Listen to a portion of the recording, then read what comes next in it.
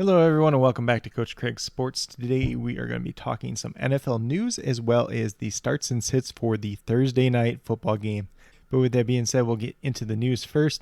So we got three major topics here. We got Le'Veon Bell signs with the Baltimore Ravens. Bradley Roby is traded to the New Orleans Saints earlier today, and Latavius Murray was cut by the New Orleans Saints as well. So these are the things we're going to talk about real quick. So Le'Veon Bell going to the Baltimore Ravens. Obviously, they lost both J.K. Dobbins and Justice Hill, so now they just had Gus Edwards and Tyson Williams. So obviously, this is a depth piece, but it is a notable name. No, Le'Veon Bell is not going to come in and be a fantasy running back one. Can't expect that to happen. He would need passing game work for that to happen. Lamar Jackson has not really thrown to his running backs in the past, so I don't see that happening. Could he challenge Gus Edwards for the number one role? Potentially, but based on what we saw at Le'Veon Bell last season, it's probably unlikely. So he's probably going to come in, be a change of pace back, maybe offer some weekly flex side appeal.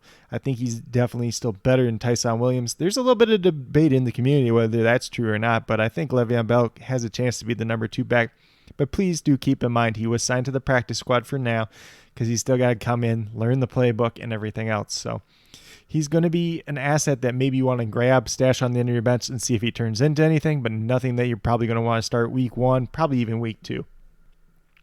Bradley Roby being traded to the New Orleans Saints. He is serving the last game of his 6-game suspension, so he will not be eligible to play week one. This does give them a second legitimate corner behind Marshawn Lattimore after they lost Janoris Jenkins. So this is a good move for the New Orleans Saints, really beefs up their defense and kind of fills in a hole. For the Houston Texans, if you guys have followed my channel for a while, you know that I am a Houston Texans fan. Please do not make fun of me because of it. I already get that enough from everybody as it is. But trading away legitimate veterans that they do have, yes, the Texans aren't going to be very good this year. That's why they signed all these veterans to contracts, so they can flip some of these guys, recoup some draft capital, and build for the future. So I think this is a great move for them. We have not yet heard what the draft pick compensation is yet. Then last but not least, we got Latavius Murray cut by the Saints. Where will he end up? Baltimore could have been a likely destination, but now they signed Le'Veon Bell. Could they still sign him? That's definitely a possibility. There's some other teams that could use some running backs, and depending on where he goes, he could still have a little bit of fantasy relevance. So just keep an eye out on that one. If you have him on your team, if you're really dying to get somebody else on your team that you want to stash instead, that's fine. If you just want to hold on to him, see where he signs, that's also fine. But this also increases the value slightly of Tony Jones Jr., rookie undrafted pick, second-year player out of Notre Dame. We've seen him do all right in the preseason. Sean Payton was most notably calling him the running back 2 already before this happened. So there's a little bit of value there.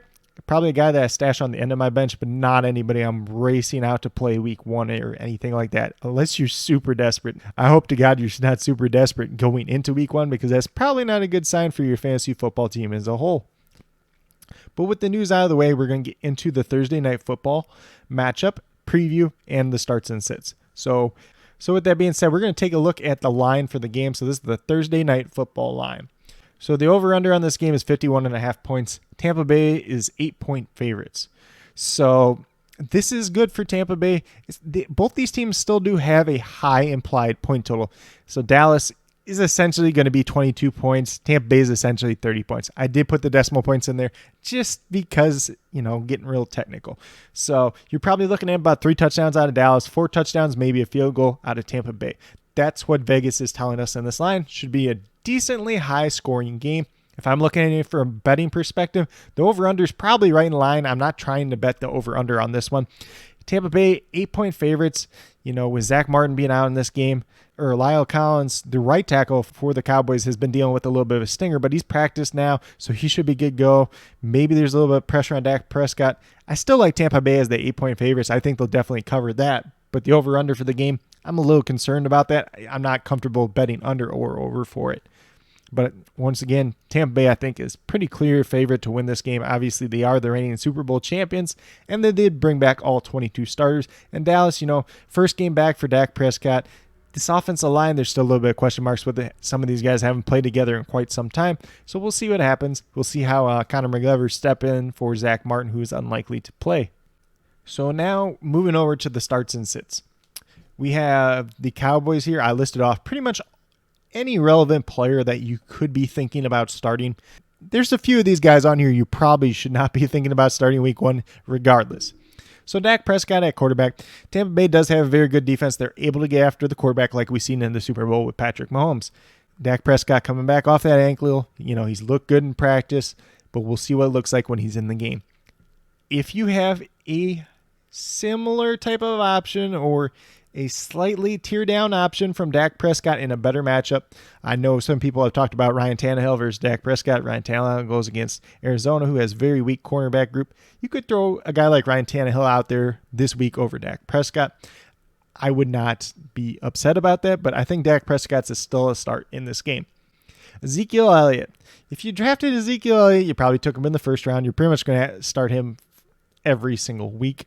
This is going to be a tough matchup for him, so you do want to temper your expectations a little bit. Tampa Bay has been one of the top 3 run defenses since Todd Bowles has stepped in as the defensive coordinator. So you're probably hoping Ezekiel Elliott gets some dump-off passes, maybe a touchdown. That's really going to save his fantasy value. But where you drafted him, he's going to be a guy that you're going to have to start in this matchup, unless you have like 3 stud running backs behind him or something like that, which seems unlikely.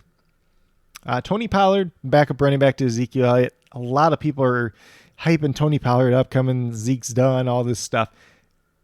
Let me just bust this narrative real quick. Ezekiel Elliott last year played without Dak Prescott, played with a second string or third stringers along the offensive line. He played with a little bit of a thigh or calf injury himself as well, and he was dealing with the after effects of COVID. Ezekiel Elliott is not done, and he's still going to take, his lion's share of the workload in this offense. Tony Pollard might come in, spell him, change the pace back, catch some balls out of the backfield, but he's not anybody you want to start in fantasy football week 1. Then next up, we have to talk about this trio of talented wide receivers. We got CeeDee Lamb, Amari Cooper, and Michael Gallup. So based on where you're drafting these guys, CeeDee Lamb, Amari Cooper, going to the 4th round, 5th round, just depends on your league. These are guys that you're going to pretty much have in your starting lineup regardless. The most interesting thing for me in this game is whether CeeDee Lamb still lines up in the slot or Michael Gallup lines up there, because in the preseason, they were talking about putting Michael Gallup there. He has played there in the preseason. We'll see what it looks like. Maybe that loss is Zach Martin. Maybe Dak Prescott doesn't have as much time to throw the ball. Maybe they put CeeDee Lamb back in that slot. Whoever plays the slot in this game, I do like quite a bit, because Sean Murphy Bunting lines up in the slot. Allowed 11 touchdowns last year, 122.7 quarterback rating when he was targeted. So that is the weak link in the secondary for the Tampa Bay defense. And then last year that we saw Tampa Bay's defense, the other times they can get beat in defenses that they get beat over the top, which would favor a guy like Michael Gallup, maybe a little bit of Amari Cooper too. I'm going to start CeeDee Lamb. I'm going to start Amari Cooper. Amari Cooper is probably my favorite play of these 3 wide receivers. Michael Gallup, he's kind of a risky play at this point, high boom bust type of guy. Where you drafted him, you probably don't have to start him, so you could sit him in this matchup if you feel comfortable doing that. If we hear word that he is going to line up in the slot, though, I would consider starting him. Then these tight ends for the Dallas Cowboys. We got Blake Jarwin, everybody's breakout tight end for last year towards ACL game 1. He's back now. Then there's Dalton Schultz, who came in, filled in for Blake Jarwin, and looked like a competent tight end. And he was a useful fantasy asset at times last season. I don't want to start either one of these tight ends this week, week 1, going against a pretty good Tampa Bay defense, and the fact that we don't know exactly who the tight end 1 is. Let's see it play out on the field, and then if you need to start one of these 2 tight ends, then we could feel more comfortable about it. But as of right now, not interested in either one. I'm sitting both of them. Cowboys defense, we know they're not good last year. I don't think they got any better, and I think the run defense has a chance to be one of the worst in the NFL this season, so they're an automatic sit for me. Greg the Leg Zuerlein, he is a start. If you drafted him to be your kicker, you probably got him on your team, and you're starting him anyways, so don't need to tell you guys too much there. But for a quick little recap, we're going to go back. Start Dak Prescott unless you have a half tier down with a better matchup. Ezekiel Elliott, you're going to start unless you have like 3 stud running backs with great matchups behind him, which is unlikely. Tony Pollard is going to be a sit. CeeDee Lamb, Amari Cooper, both starts. Michael Gallup is a start if we hear he's going to play the slot, but based on where you draft him, you probably don't have to start him, so you're probably going to sit him this week. Blake Jarwin, Dalton Schultz, and the Cowboys defense are all sits, and then Greg the Leg Zuerlein is a start. So now we're going to get moved over to Tampa Bay. So there is a lot of firepower on this offense, as we well know. Tom Brady leading the way at quarterback. Tom Brady is a start, playing against a terrible Cowboys defense like I already alluded to when we talked about the Cowboys defense. So Tom Brady's an automatic start. Ronald Jones, Leonard Fournette. Ronald Jones got the bulk load of the work during the regular season last year, and then everybody knows playoff Lenny. I think both these guys have a chance to be a decent flex play in week 1. So if you don't have a better option, you can feel comfortable starting either one of these. I think Ronald Jones could have a big game. We'll talk a little bit more about him when I talk about the DFS slate tomorrow. Leonard Fournette, I kind of liked him a little bit better when it looked like Gio Bernard was not going to play in this game, maybe get some more pass catching work. But Gio Bernard has practiced in back-to-back days with that ankle injury. So Leonard Fournette kind of fades a little bit for me, but I think both these guys still could be viable flex plays. Mike Evans, automatic start in this matchup. Great matchup for him overall. Chris Godwin, he's dealing with a little bit of quad injury, limited in practice a day ago, but practiced in full today. So he should be good. Just monitor that situation, and he should be a start as well.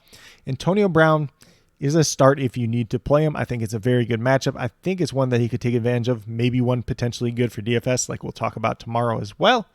If Chris Godwin were to miss, Antonio Brown is pretty much a must start at this point. And then if Chris Godwin doesn't play, then we can talk about Scotty Miller, Tyler Johnson, Jalen Darden, some of these other wide receivers. I think most notably it would be Scotty Miller, but you're probably not going to need to play someone like that week 1. That's more of a DFS type of play. Rob Gronkowski, I guess if you're in a 12-team league and you drafted Rob Gronkowski to be your tight end 1, you're probably going to end up starting Rob Gronkowski. But most leagues, you're going to have a better option than Rob Gronkowski. So he's going to be a sit for me in most leagues, unless you drafted him in a 12-team league. You waited on tight end, and he is your best option at tight end. O.J. Howard coming back off Achilles tear. Not going to play him. You know, that Achilles tear is a game changer for a lot of NFL players, so you really want to see what he's able to do on the field before you play him. So he's going to be a sit. Cameron Brates is also a sit at this point in time. He's been dealing with, I believe, a little bit of a knee injury throughout camp, so he's going to be a little bit slower coming along as well. Tampa Bay defense. You could play them if you do not have a better option, so they could be a start. If there's a better option out there, I'd just go with the better option. So they're kind of right on the fringe for me personally, but I don't think you have to sit them for sure, but you have the potential to start them unless there is that clear better option. Then last but not least, the kicker for the Tampa Bay Buccaneers is Ryan Suckup. He's a start. Tampa Bay is going to put points up on the board, so he's going to be a good point scorer on the season and in this game. But quick little recap. We got Tom Brady as a start. Ronald Jones and Leonard Fournette, I think, are both starts in both viable flex plays this week unless you have a clear, better option. Gio Bernard didn't really talk about him, but he's going to be a sit until we see how he's involved in this offense, plus coming off that ankle injury. Mike Evans is a start. Chris Godwin is a start as long as we don't hear any more news about his quad, limited him in any ways. Antonio Brown, you can start unless you have clear, better options. And then if Chris Godwin would miss, once again, he would be a start automatically. Already talked about kind of the other wide receivers. They're pretty much sits, more like DFS plays. Then Rob Gronkowski, he's a sit for me unless he's your clear best option at tight end. O.J. Howard, sit once again. Tampa Bay Buccaneers, same thing as Rob Gronkowski. If you don't have a better option, you roll him out there. And then Ryan Suckup is a start at the kicker position. But with that being said, that's all I have for today's video. Hopefully you guys all enjoyed. And please let me know what you think about this new Thursday Night Football format, if you prefer it in the slides like this, or kind of how I did last year, if you look back to my videos last year, or if you were one of the people that was with me watching these videos last year as well. If you're returning, thank you very much. I do really appreciate all the support. And if you are new to the channel, please consider subscribing. Definitely would appreciate it. Definitely helps build the community that we're trying to build here at Coach Craig Sports. And that's one that's truly for you, the viewers, helping you with your fantasy football teams, helping you with DFS, whether it's NBA or NFL, talking all the different football news, talking some 2022 NFL draft prospects as we get moving along in the season. And with that being said, that's all I have for today's video. Hopefully you all enjoyed. I truly do appreciate you taking the time out of your day to watch this video. Definitely means a lot to me, and I hope each and every one of you has a great rest of your day.